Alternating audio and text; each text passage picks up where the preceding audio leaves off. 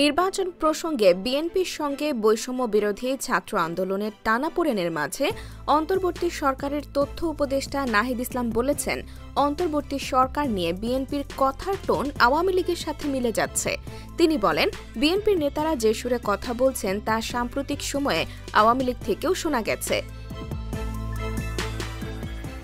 শুক্রবার বিবিসি বাংলাকে দেওয়া এক সাক্ষাৎকারে নাহিদ ইসলাম বলেন, তিনি যদি কোনো রাজনৈতিক দলের সঙ্গে যুক্ত হন তবে সরকার থেকে বের হয়ে যাবেন।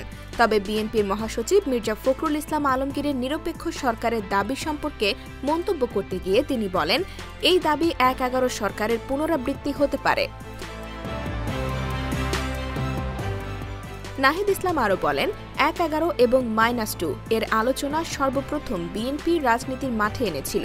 তিনি উল্লেখ করেন, বিএনপি এবং আওয়ামী লীগের মধ্যে সাম্প্রতিক বক্তব্যের মধ্যে বিস্তর সাদৃশ্য রয়েছে।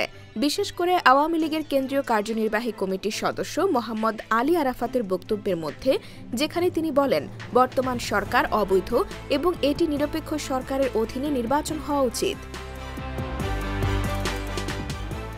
নাহিদ ইসলাম বিএনপির মহাসচিবের নিরপেক্ষতা সংক্রান্ত বক্তব্য নিয়ে সন্দেহ প্রকাশ করেন, কারণ তার মতে আওয়ামী লীগের সাম্প্রতিক বক্তব্যে একই ধরনের টোন শোনা গেছে। এদিকে বিএনপি তাদের 111-এর বড় ভুক্তভোগী হিসেবে নিজেদের তুলে ধরছে। দলের স্থায়ী কমিটির সদস্য মির্জা আব্বাস বলেন, বিএনপির নেতাকর্মীরা এবং খালেদা জিয়া এই শাসনামলে সবচেয়ে বেশি ক্ষতিগ্রস্ত হয়েছেন।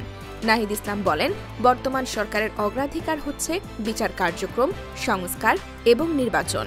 তিনি জানান, বিএনপি কেন এই সরকারের প্রতি সন্দেহ প্রকাশ করছে তা স্পষ্ট করা উচিত। তিনি আশা প্রকাশ করেন, সরকার এবং বিএনপির মধ্যে ঐক্যমত তৈরি হবে এবং নির্বাচনের সময় নিরপেক্ষতার বিষয়টি পরিষ্কারভাবে বিবেচনা করা হবে।